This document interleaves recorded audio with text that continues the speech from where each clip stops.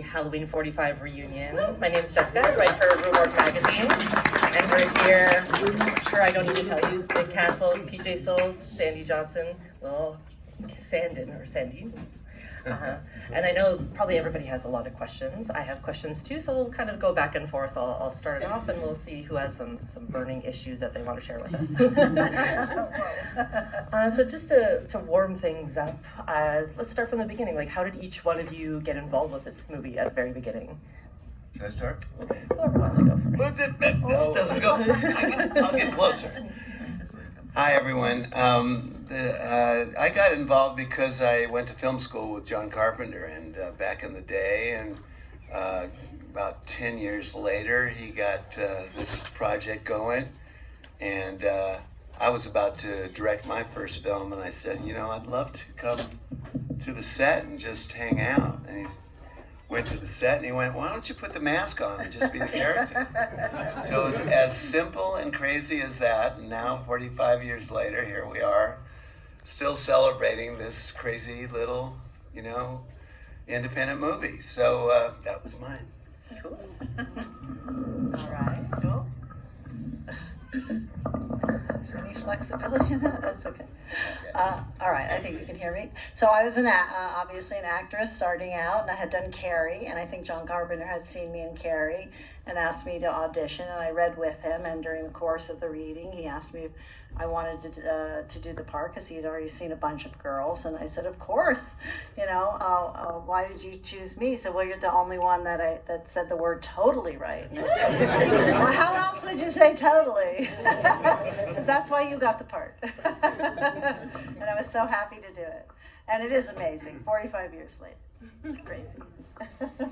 I was with the Playboy agency, and they received a call looking for an actress who was willing to be naked and in a horror movie. So that was the combination. And you said, yes, I me. said, sure. So I went for an interview, and luckily I made the cut. So yeah, I'm very happy. I was doing a bunch of commercials at 6, 7 years old, and then I auditioned for Tommy Doyle and Little Michael Myers. I got a call back for both of them, and then read for Tommy Doyle. Did tried to make a scary face for Little Michael Myers. The next day, I got a call saying I got the job for Michael Myers, age 6.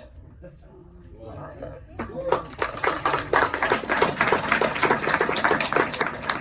And I know usually people say, like, yeah, we didn't think we'd be talking about this movie 45 years later.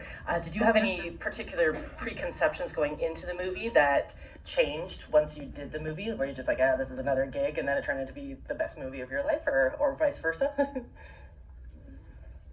Well, you know, it certainly was a surprise that not only was a hit, but it carried on for so many years that, you know, folks like yourself still enjoy it and want to know more about it. It was an important point for me because I just cemented my relationship with John. We went on to write, I co-wrote with John Escape from New York after that, and that got me enough credits to get me on my feet to be able to be a director-writer, which is what I wanted to do all along. And yeah, I mean, in my 20s, I certainly wasn't thinking 45 years down the road at all. You're just thinking of probably the next day, the next week, the next job. Never in my wildest dreams did I think that this would be what would be happening when I was the age of my parents. So it's awesome, it's wonderful, and thank you guys so much. And I just love the movie now. I mean, I always did, but it is really a special, magical movie. All the people involved and the simplicity of it, and the theme song. So it does have a lot of redeeming qualities. Well, it was my first horror film. I'd only done comedy, so it was just exciting. Oh my gosh, I'm gonna get killed. So that was different than just, you know, comedy stuff.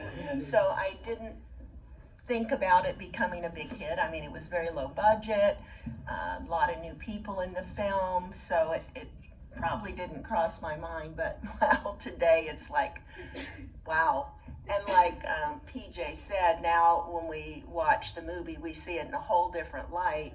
And of course, you see now what John Carpenter put into it. I mean, it's just a phenomenal movie and has so many special things. So I feel very blessed to have been in it. And no, I didn't know, but wow, so glad I was. Yeah, I still can't believe this is all happening as far as all these conventions and 2023, and it's still going strong. I remember, seeing it for the first time and just loving it because it was very scary and it was a very good movie. And then just watching the slow growth of it from word of mouth, 1978, 79, 80, and just seeing, all my friends, liking the movie and talking about it every October when it came out, and then obviously seeing just the parents and grandparents of my era enjoying it and then asking me about it. And it was, what was so great about it was every year. It was every October time, on the nose. When when the movie comes out on NBC or on TV, the next day, on the soccer field. Hey, we saw the movie, and just started talking about that more than the upcoming game. And then 1981, when Halloween 2 came out, you knew right there it was a big movie, because when a sequel comes out, that it's a hit. And after that, just seeing it every year just grow and grow and grow. And then I think when 1988, when Halloween 4 came out, it blew up. And then 2023, and here we are. Yeah, it used to be a countdown to Christmas starting, and now starting January, countdown to Halloween. Yeah, you kind of secured yourself It's like awesome. a lifelong career Really? just from that. And obviously, everybody here is a huge horror fan, and horror fans in general we pick up on the minutia. And so even though some of you are masked or some of you are children in the movie, I'm sure you've been recognized out in the wild. I'm wondering, where's the weirdest place that somebody's been like, I know who you are? Usually bathrooms. Uncomfortable. Very embarrassing. Because I always want a selfie in the bathroom. I'm like, Oh. seriously? Give me like 5 minutes. But I was lucky for a long time because, again, I was under the mask. And when they took the mask off, it was another actor. So I kind of it was easy to hide. But especially since the David Gordon Green movies have come out in the last 5 years, they've been doing some really good documentaries. You've probably seen them on Netflix and stuff like that, where they've interviewed me, and now people know me a little bit more, and I get hassled at the airport. And what I mean is hassled. Bringing your knife?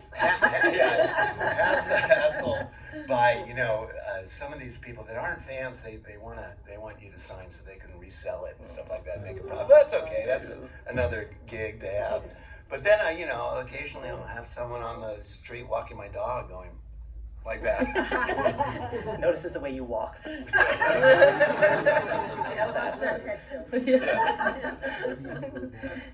I guess my most unusual was when my current agent texted me in the middle of my Words with Friends game and said, "Are you Sandy Johnson from Halloween?"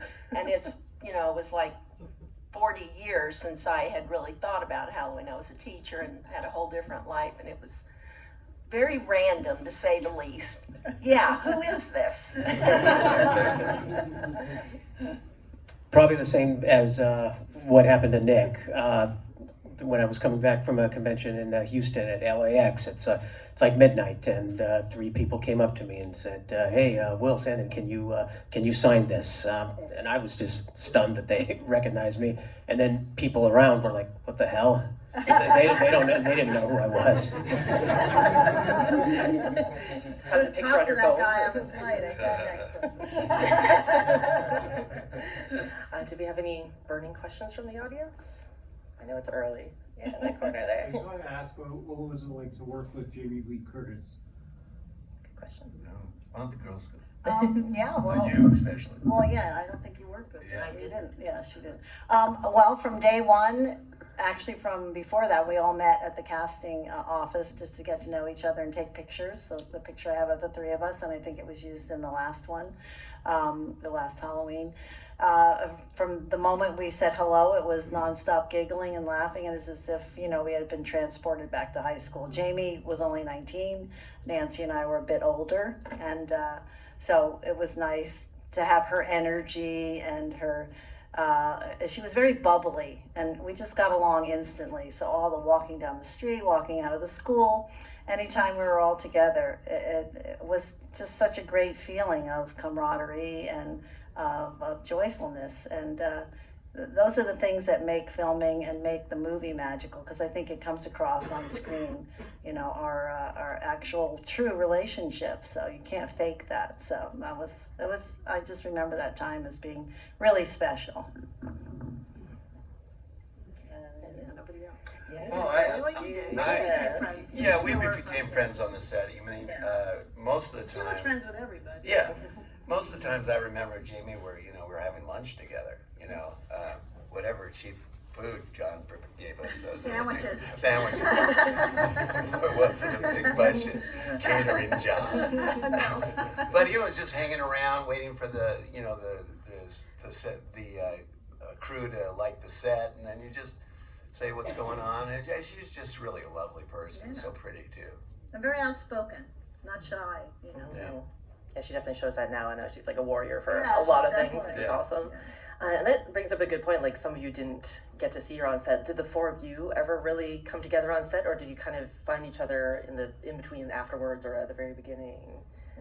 Well, I was 7 years old, so Yeah, I so mean, you're hanging my scene was the very last one shot. Oh. So I didn't. The only people I really interacted with was John Carpenter and Deborah Hill, and when I was filming it, they were very patient with me, very cool, and they made it really easy. Nice. Did 10 shots at the most, and we got it, and that was pretty much it. Yeah, I guess it's like divided filming. So yeah, you might not have all been in the same room at the same time, but it's cool that you're. Well, he you're killed together me, now. so. Yeah. I didn't really get to know. I met them all at age 40. That was actually my first convention, so that's when I met my family. That's so interesting. And she was wide-eyed. Yes, I was. I think I saw another hand pop up somewhere. Yeah, that's right there. Hi, everyone. Hi. Nick, I'm a big fan of your work as a director, especially The Last Starfighter. Could you please tell us if The Last Starfighter 2 is moving forward? Okay. Well, thank you very much. First of all, that was my second movie as a director, and it was quite a task. I didn't have any background in science fiction, you know, filming, and so I had to learn on the spot. And it was the first movie that ever tried to do really photoreal miniatures in digitally. You know, everything else was a model. So this was again a learning experience for the movie. Anyone making a movie, you know. So it was quite a task. But to get to your question, coincidentally, right now the writer who owns the rights to the sequels is in conversation with Warner Brothers about doing a sequel.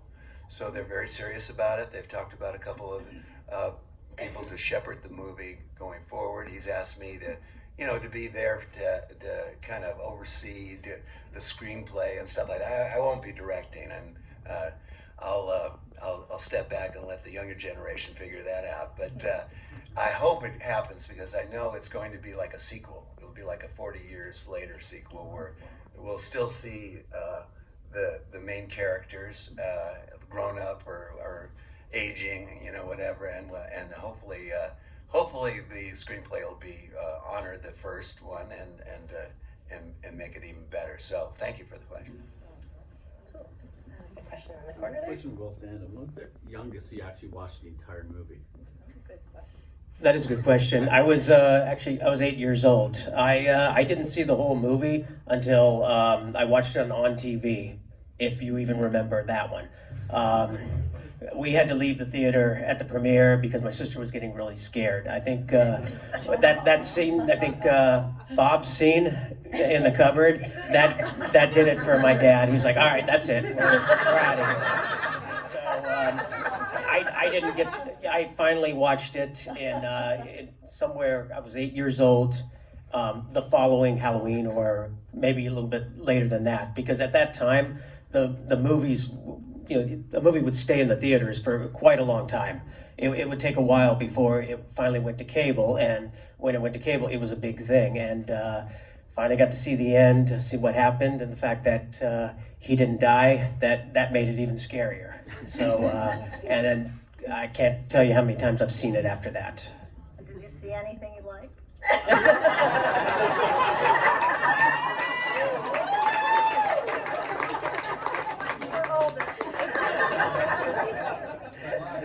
You had to leave after prom.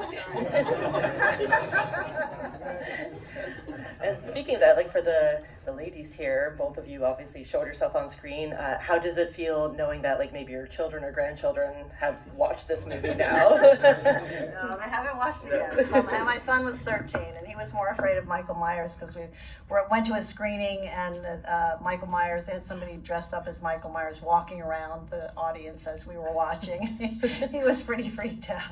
My daughter was 9, but she thought it was funny. Yeah, and they won't let my grandkid, they're too young. My oldest granddaughter is 8, so they have to wait a little while. But my grandson, who's 6, is very excited because the neighborhood kids know about Michael Myers, and of course now it's Halloween. And I gave him all the action figure. My grandson Chase took it out of the package and plays with his Legos with Grandma, Nana, who's an action figure. That's so cool. Doesn't quite know about Michael Myers. And I said to my son, let him watch it so he knows, because the neighborhood kids who are 12 and 13 have seen it. But he said, no, I'm the one that he comes to bed in the bed at 2 a.m., so we're going to wait a while. But I love that he said, yeah, my Nana's on YouTube, and she's an action figure.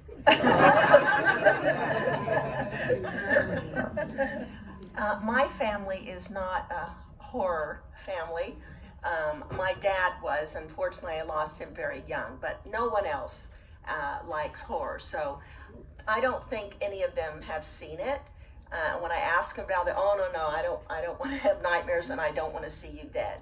So, so I don't think any of them have seen it, and probably won't.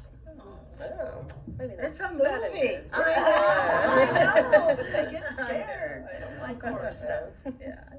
Do we have any questions here in the corner here? Okay, my question is for PJ Souls. How long did it take to film that death scene? Because it must have been uncomfortable for you with the cord and everything. Right, 3 takes. 3 takes, I was giggling. I think we got it on the 4th take because he kept tickling my throat, and I said, you're going to have to do it harder. And he said, I don't want to hurt you. I go, you're not going to hurt me, but I do have to, I know I'm acting, but when you're tickling me, it's hard to overcome that and die. So I think he was really gentle and sweet, and I appreciated that. But I think he finally gave it a little tug. He still didn't do what the real Michael Myers would have done. Thank goodness. I don't have a memory of that. But yeah, so, and then I remember knowing that this was going to be my last day, and they always clap and say, all right, that's a wrap on PJ. And so I just extended, as I was going out of frame, the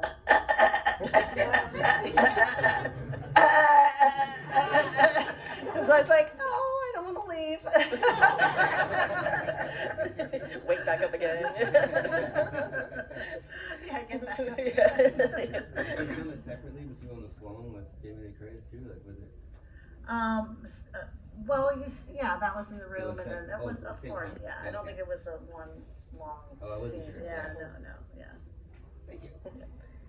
Have any other questions? And then when Jamie's talking on the phone, that would usually be the script supervisor saying the lines. Yeah. Oh, okay. So I don't remember if Jamie was there saying it, but for most times, if someone's on the phone, you're not hearing the actual person. You're hearing someone reading the lines. Yeah.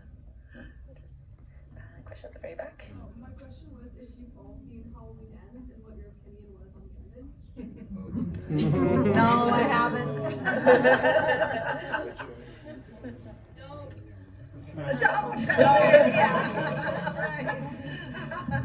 I know it's very controversial. They've had there were two endings filmed. One, that last one, the whatever you call that thing, compactor. and the compactor was the final one they decided on. They felt, I think, the original one was a little more unclear as to his fate. I think. Well, actually, once they just threw him in an oven, I think, to burn him up, and then this one they went with that. Well, they went for it. Let's just say they wanted to kill him this time. They wanted to end that trilogy. So I know it was very controversial. Some people hated it. Some people liked it. I just felt like this was the director's vision, and I just go with things like that. I like the idea of hopefully they'll do it again, where someone else is given giving the franchise and said, what would you do with this? It's kind of like what they did with Rob did. He did his own take on it, and you don't have to think of it as sequels. Where you have to Well, like Rob's called it a reimagine. Yeah, reimagine. Yeah, I kind of like that. We'll see what they do. He's not really dead. You do realize Does he that. have a child? Maybe Yeah, a child. Michael Jr. Mikey. Do you have any other opinions? Have you guys seen I it? did see it. It was not my favorite of the trilogy. I actually preferred 2018 of the three. Yeah, I'm the same way. As far as that trilogy goes, I like 2018 by far the best out of that trilogy. And as far as the ending, it was just hard to compare it to in the very first Halloween 2 in 1981 when Loomis took his life to stop Michael, and then you're just seeing Michael come out of the flames and thinking, oh my God, even that isn't going to kill him.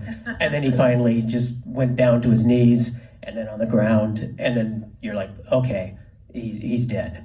And I think, it's hard to top that one. Yeah, that is hard. I think even at the end of 2018, even though everything's up in flames, I'm like, no, he's gonna come walking through those flames. We've seen it before. Unkillable. We all knew it was a trilogy, too. Yeah, something's gonna happen. And that makes me think, Nick, you've done the Shape or Michael in a number of the movies.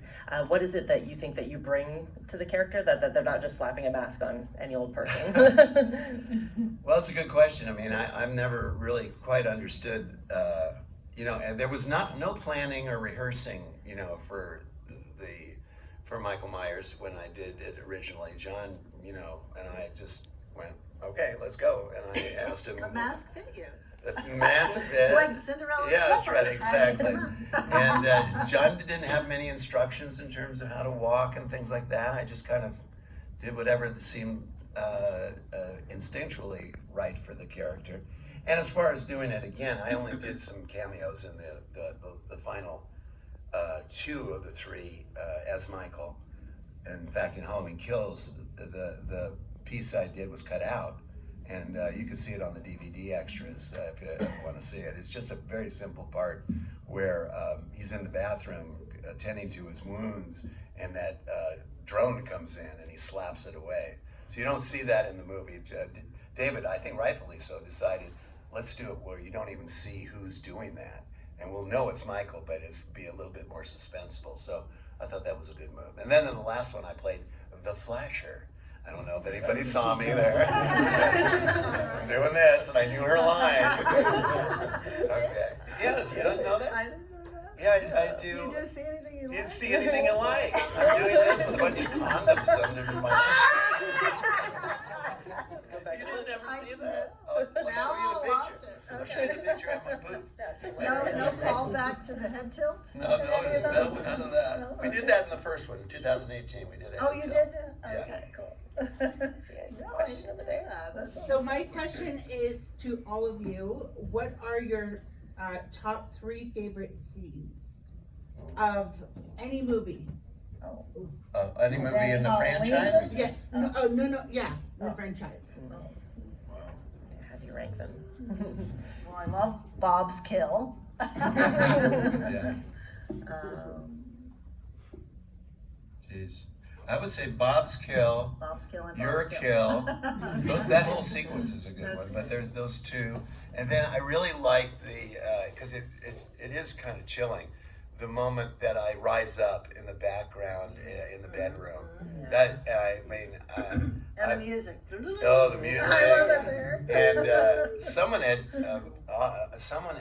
recorded an audience reaction to the whole movie, and when that happened, the screams from that particular thing were just That's a great maybe the strongest in the whole movie. So I like those three, and of course they're all in the first one. I think Bob's kill, of course, is hard to beat. I also really like the fireman scene with James Jude Courtney. I guess is that 2018 or is that Kills? When at the very beginning, Kills. Yeah, I really like that scene. In fact, it may be my favorite scene of that film. And then I really like the one, which I think might be 2018, where Michael picks the mask up out of the trunk and lifts it up. Yeah. That one just scares me. So those are probably my three favorites. Yeah, definitely Bob's kill. And what Nick was saying, when he rose up, and then that whole scene when Loomis finally caught up to Michael, and him and Jamie are now in the scene together, and he shoots him 6 times, looks out, and he's gone. That's probably number 2. And last one, maybe in Halloween 2, when Michael kills that one nurse, and he just lifts her up with one hand and just stares at her. I'd probably say that's number 3 for me. There's so many. Yeah, you guys all really have it out for Bob, it seems. I just wanted to see him die. We hated Bob. You didn't bring me my beer. Still waiting. My question's for all of you. What's your opinion about the Rob Zombie remakes? I liked the first one a lot. I actually thought that was a great remake. I liked his take on it. I liked the whole scene where, in the very beginning, where Michael, in the first one, he was just a regular kid, and then he just snapped on Halloween night. In Rob Zombie's vision, he always had problems, broken family. He was just a mess, and he just got worse and worse and worse. Even after he killed his sister, and then seeing the transformation, in the hospital where he was talking. He did have a relationship with Loomis, but then over time, I don't know how many years later in the sanitarium, he stopped talking. And then once they were saying, okay, well, he hasn't talked in a while, we're gonna have to start doing shock treatment. And then he kills a nurse or something like that, and then that just put him over the edge. And then it goes into so many years later where he becomes the adult Michael. And so I like that one a lot. The second one, a little different. I wasn't a fan of that one, but the first one, definitely a fan of that. What did you think of that child actor that played Michael Myers? Dag did a really great job at it. Yeah, he did a really good job as a psychopath and everything. And yeah. Thank you.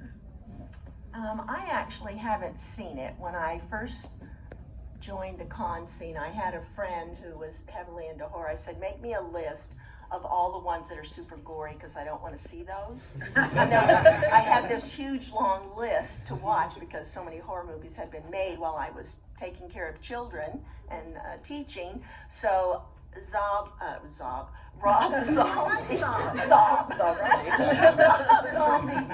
on the list of do not watch.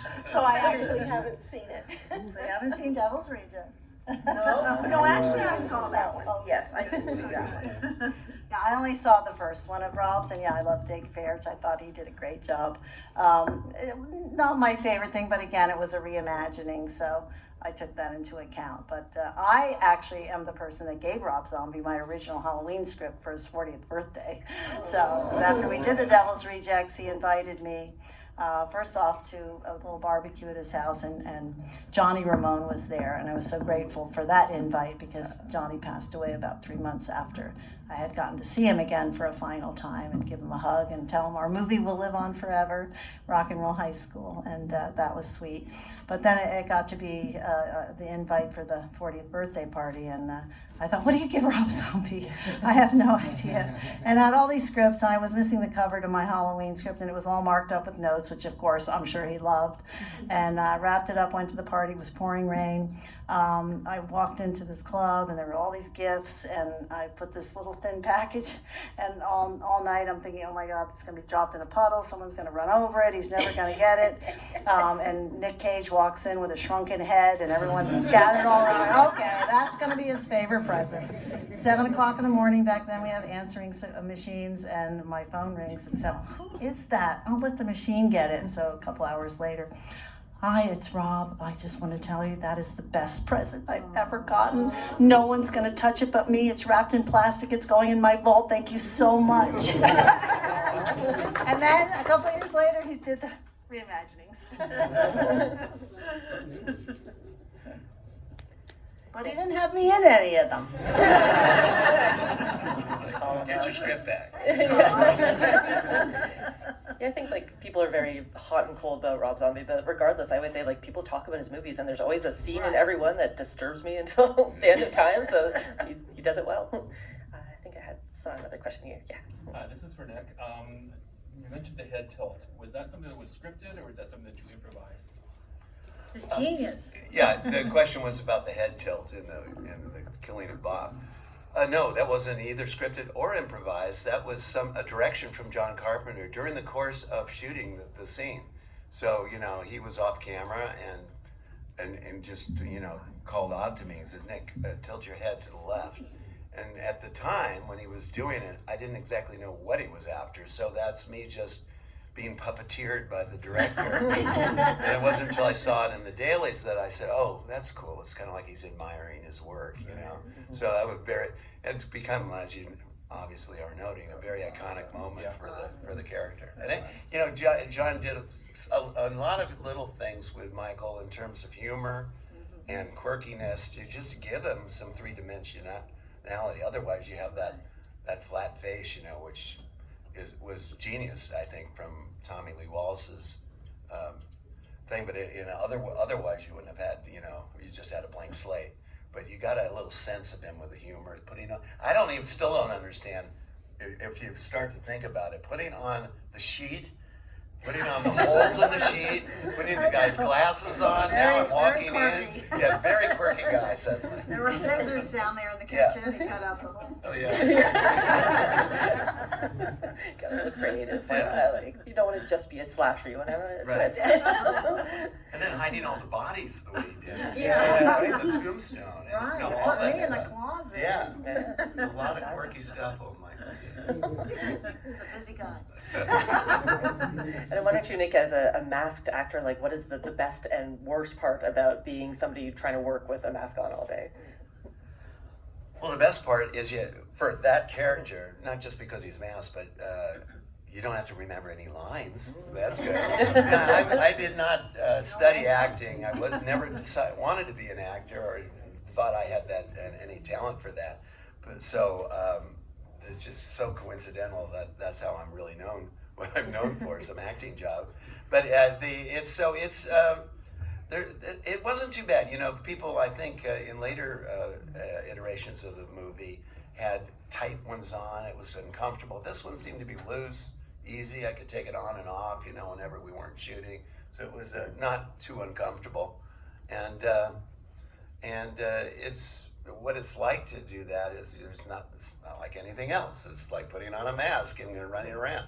So that really was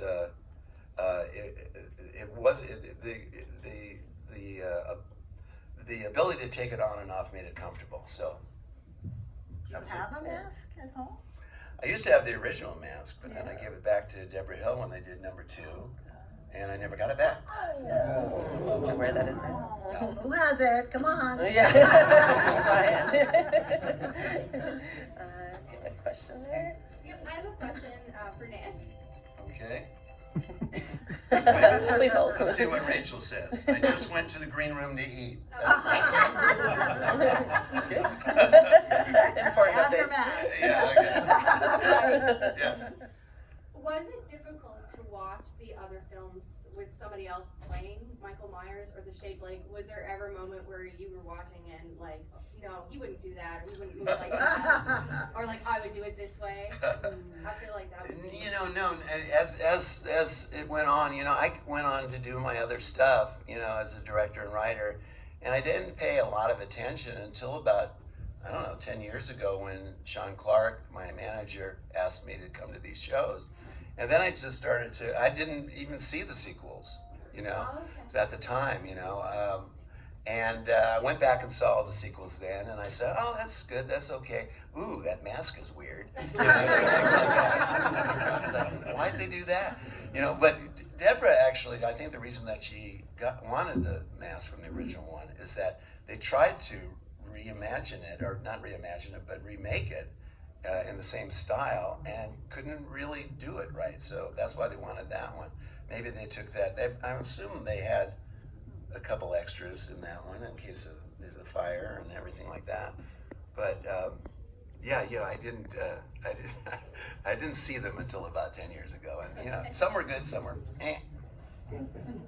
And just to add on to that, I know I've done a few conventions with Christina Cleve, and she played my character in Rob Zombie's Halloween. And she came up to me the first time and said, you know, I really love you, blah, blah, blah, I love your movie, and I'm so mad at Rob Zombie. He told us not to watch the original Halloween. He wanted us to do our parts as he wrote them in the script. And I'm so mad because you were such a fun character, and he made my Linda be more bitchy, and you weren't bitchy, you were really cute and fun. So she said, I'm really mad at Rob for that. Thank you. Well, I'm kind of wondering, because you were 6 or 7 in the movie, how do your parents feel that you're now known as a serial killer? Well, no, well, my dad's, he passed away 20 years ago, but when he's watched it, when he finally saw it, you know, the whole thing with me, he actually really enjoyed it, and he actually thought that was one of his favorite movies of all time. My mom, she's kind of like me. She can't believe this is all going on, and she was, you know, witnessing the slow growth, the word of mouth, and just seeing it over the years. You know, the late 70s, the 80s, the 90s, and it's still going. You know, with the sequels and everything, and she was just like, damn, it's, you know, who would have thought? And to this day, like I said, 2023, and she still thinks it's crazy that it's going on, but she's, you know, she's enjoying it just like me. She thinks this is awesome. Nice, yeah. So it wasn't He like, did oh grow no. up to be a police officer. So. Yeah, there you go. Play both sides. He was just a bad boy. I can imagine a parent being like, yeah, sign him up for the audition, and they're like, oh no. What have we done? Is there any other questions out here? In the front. Did you happen to play with the mask, like driving the car? Was it actually you doing that? Oh, good. When he's driving the car? Yeah. Yes, I did. What was that like? Well, you know, it is.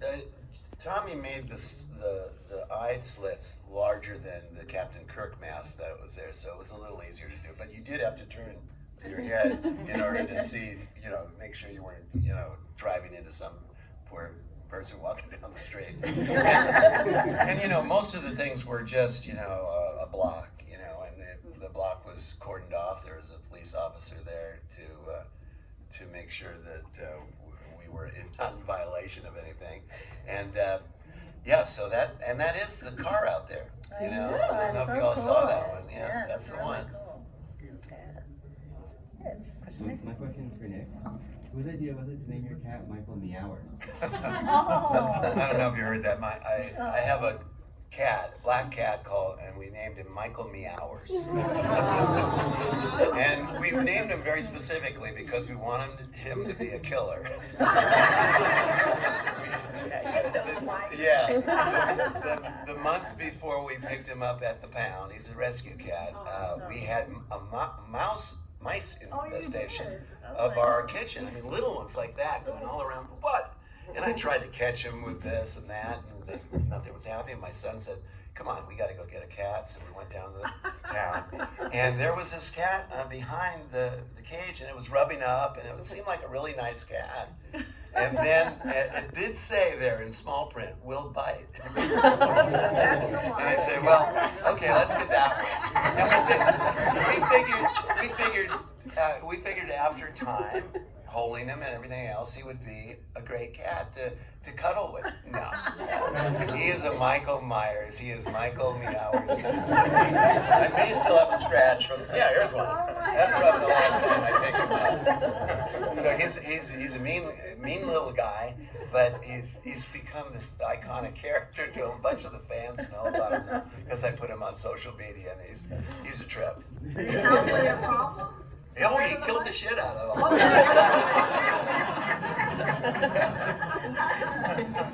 Not what you asked for. There's your sequel. Let's do that. The spirit of Michael goes into the cat. Hey, what's up with the TV thing? Do you know anything about that? No, I don't think anything's set yet.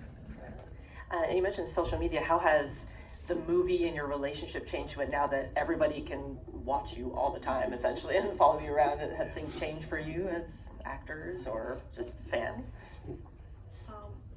I just like it to see the pictures that you guys take, and I like to post pictures of my grandkids, and it's a good way to tell everybody where we're going to be next, and I like to see your lives, so I really appreciate social media for that. I don't like the wounds that people show or the hospital pictures with the IVs. Those are like too much for me, but I like to keep it happy. Go ahead. Yeah, social media has been amazing for me.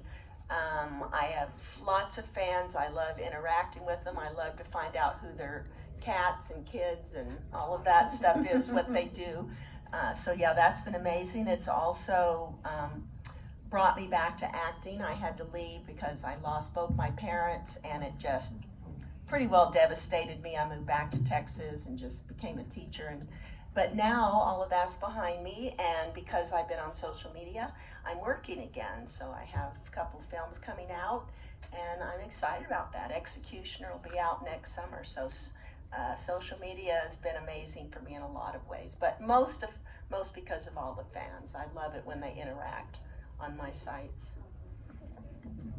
Yeah, same thing. It's great seeing all the fans, everything, and seeing meeting them and seeing them on social media, and then of course the friends I grew up with, reconnecting with them and seeing what they've been doing.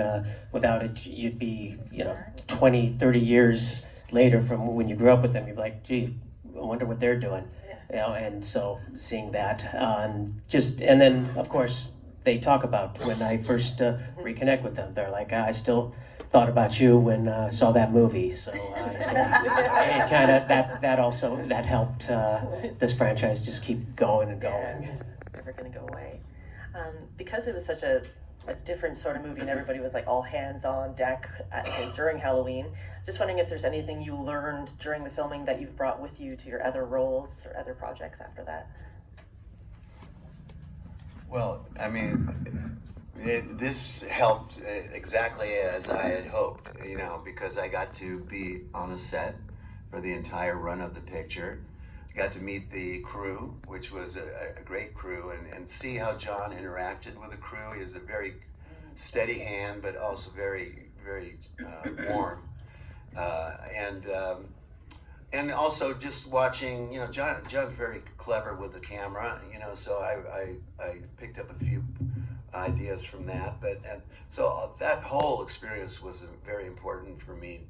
That, and also Escape. When I co-wrote Escape with John, I was on the set almost the whole time again, and had the opportunity to kind of just let that sink in almost by osmosis. So that when I started my own projects as a director, it's kind of demystified the experience. It doesn't make you as scared to go out there and do the work. Yeah, I would say, confidence for me too as an actress, because I had done Carrie. That was my first movie, and it was really a small part. And I think my red hat did all the work. And then I had done Halloween, and I think Alan Arkish had seen both Carrie and Halloween, and asked me to audition and be in Rock and Roll High School. And because of my experience in Halloween and bringing my wardrobe and throwing in a few ad-libs and a few more totallys than were written on the page, I think as a young actress, it gave me confidence that I could trust in myself, and that, it prepared me really for a leading role in Rock and Roll High School, which is one of, I think a great movie with the Ramones. I would say just the opportunity to work with John and Deborah both was just amazing. So that experience and being able to take direction and see the staging and all of that with them, I think I took that with me to know what it's like to work with great people, great talented people. Yeah, it was just great working with John and Deborah, and how professional they were, and how easygoing they were, patient with me, and all that, and doing it got me to do other commercials, got me other auditions, got me to do two pilots. We filmed it, I got paid for it, but it didn't make air, But that movie did give me those opportunities, and because of that movie, here I am right now. So, forever grateful for that. And then you mentioned you're a police officer. Well, is that something you're still doing? Is that what you're doing instead of movies, essentially? Yeah, I'm still doing that. I mean, my Screen Actors Guild card is still active. I mean, it's, if they offer me a role, I'm definitely going to do it. But yes, I'm still doing that. Perfect. And because we haven't seen you in horror, both you and Sandy, are you eager to get back into horror movies? If you're given the right opportunity, would you get back in there? Of course. Yeah. I would definitely do it. Yeah, I've actually done 4. I've done 3 voiceovers. Volps, The Lust for Revenge, and Halloween Slasher, and then I was a midnight DJ in Paradolia, which just had a London screening. It's awesome short film, and my name in that is Mickey Myers. And then I actually had my first time on set in 43 years, 2 weeks ago in Daytona Beach, where I play a psychiatrist in The Executioner, which I think is going to be amazing. So yeah, it's really fun to be back in it. Yeah, we'd love to see you. Do we have any more questions out there? Question for Nick. Yeah. Nick, how was it to work with Donald Pleasance, who clearly was the most experienced actor on Halloween? By age. He was definitely the most experienced. Tremendous actor, by the way. At that point, he had done all these movies that I had seen that I loved, like The Great Escape and Knife in the Water. I mean, a really amazing filmmaker and talent. I mean, a film actor and talent. But most of the scenes that I was in didn't include him. Yeah. And also, I think he was at the time, this is his first encounter with Halloween and doing a very low budget picture. I think he was a little embarrassed that he was actually in the movie. That's the impression I had. And he kind of stayed to himself. I didn't talk to him. It was small for him. Yeah. Sandwiches for lunch again. Yeah. I'm sure once the thing was a hit and he realized he had a reoccurring role, he probably changed his tune pretty good there and had a lot of fun with it. But as I said, I didn't really have that much encounters. At least for one scene, though, at the end. Yeah, at the end we saw each other. And at the beginning, when I jump on the car, he's around in that scene too. But again, it's like, I probably, by the time I did that take, he was probably long gone. They probably sent him home. And did John and you had him in mind when you wrote Escape for the prison part? Escape? That was all John's doing. Okay. Yeah, John did all the casting and stuff like that. Once I helped him write the screenplay, I just kind of took off and started doing some more of my stuff. And then when he started to film it, I came back just to hang out and things. But by that time, he and Deborah did all the casting for that picture. Thank you. Good question there. My question's for all of you. Why do you think people love horror movies so much? Getting cerebral here. Yeah. You tell us. Or why do you Seriously. like horror movies? Why do you keep coming back to horror? I don't like horror movies. And I love Halloween. And I like funny games. That one is really fun. Original or remake? Well, the original is, and the remake is the original writer-director.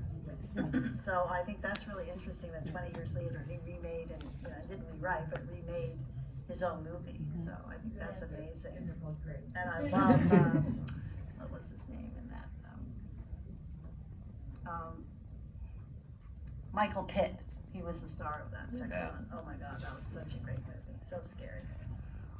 Well, I mean, and why people, you all know. I mean, it was, it's a primal thing, It's like, there's love, there's hate, there's fear. It is one of the main things that you experience. It's a safe place to have that fear, so you get to experience it, get scared, and then giggle about it, as opposed to get scared and then have whatever the trauma that goes through when something like this it really happens, which is scary. Right. So I think that's it. Good for first dates. That's right. That's right. For the boy, it's good. And then just in general, it's a go. I find it to be like a go-to thing. Like when I'm going to get on a plane to go across the country, I download a horror film. I just like watching. I think it's real quick. It's like you get into it, you get out of it, and it's a lot of fun. I think it's fun. It's one of the funnest things. A comedy and a horror film are very similar in some ways. It's like you get some quick jolts out of it, and then I think we're all lucky that we're living in this era. The era of the 80s and 70s and 80s were great, and we had some wonderful things and a lot of men. But I like a lot of the stuff that's coming up now. I love David's take of the Terrorizer. Have you guys met David here?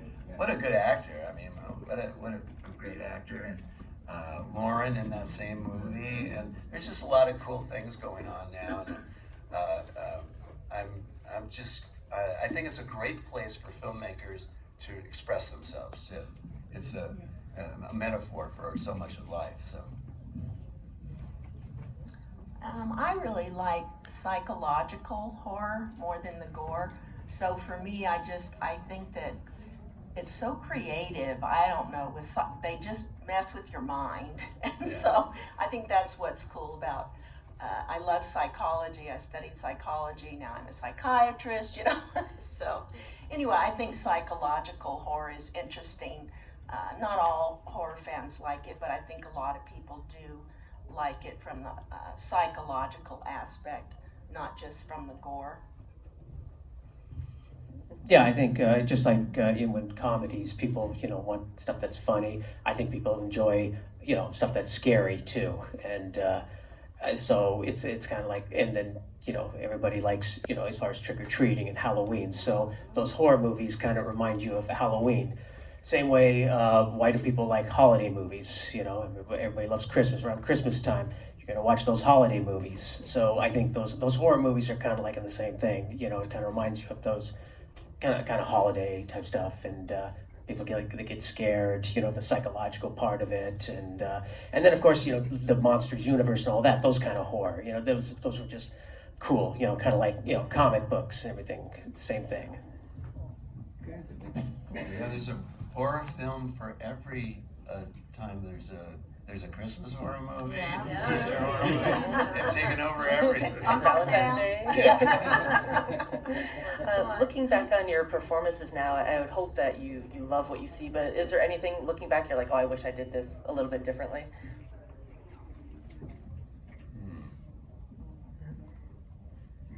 Well, I wish I didn't have to do that scene where he jumps on the car in the rain. It was freezing. I had to go back and take that all back. That's it. I think I would like to pull the sheet off. Bob! Oh, not Bob. The mask coming off my face with the rubber band in the back. I don't think there was much I could do, because when you have long hair, it is painful. I mean, those were the popular costumes to wear as a kid back in the day. But when you took that thing off, it would yank your hair. And when we did those takes, every time it felt the same way. But I don't think there was much I could do there. I mean, it's. Feel your pain. I don't know that I really would have changed anything. I wish the scene had been longer. That would have been nice. Especially the sex scene. What's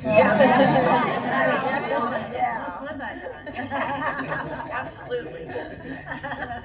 So we're coming towards the end of our time, but maybe each of you could tell us what you're up to right now, if you can, or what we can find you in these days or in the near future.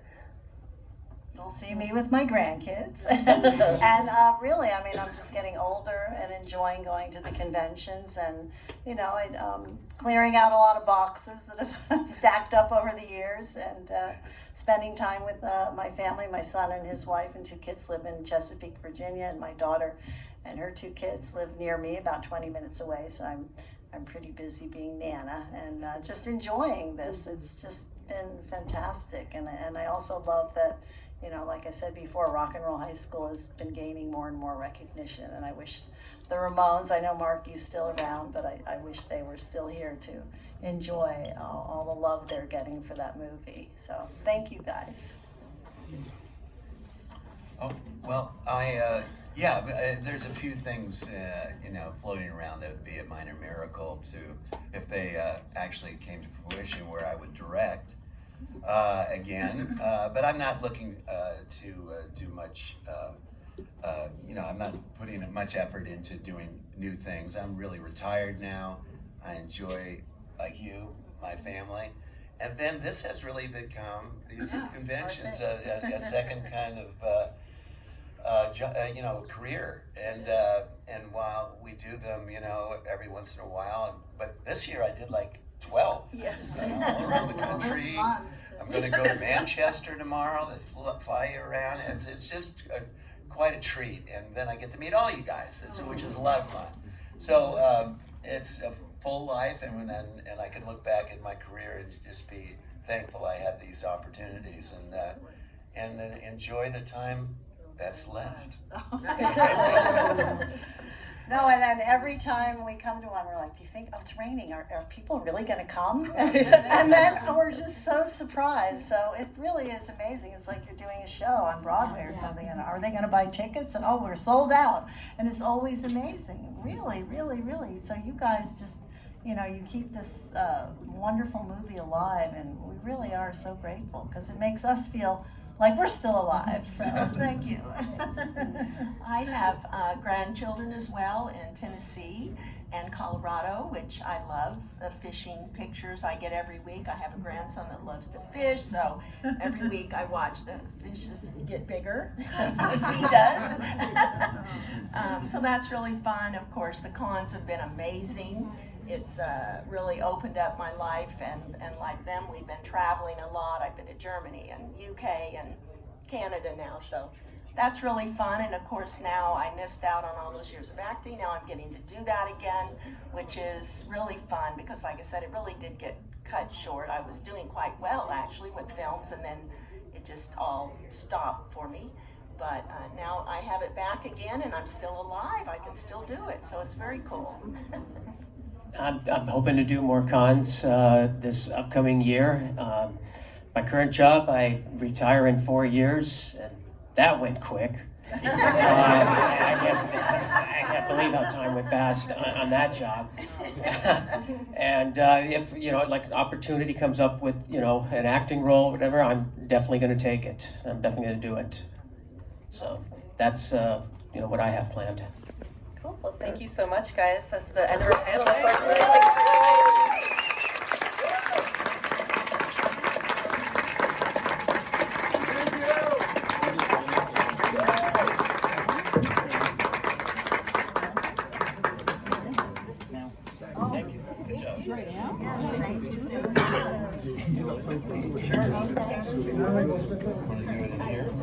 Thank you.